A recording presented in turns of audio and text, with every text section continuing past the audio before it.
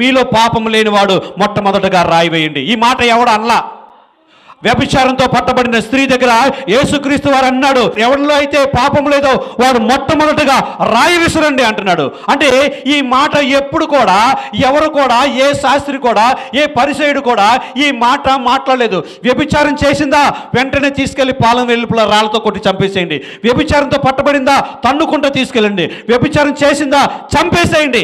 ఈ మాటలే పలికారు కానీ, ఈ మాటలే చెప్పారు కానీ వాళ్ళ పాపానికి సంబంధించిన పిలుపును ఎవరు కూడా ఇవ్వలేదు. మీలో పాపం లేనివాడు, మీలో అసలు పాపమే లేనివాడు, మీలో ఇలాంటి పాపం లేనివాడు, మీలో ఈ పాపం చేయలేదన్నవాడు మొదటగా రాయి విసరండి అన్నాడు.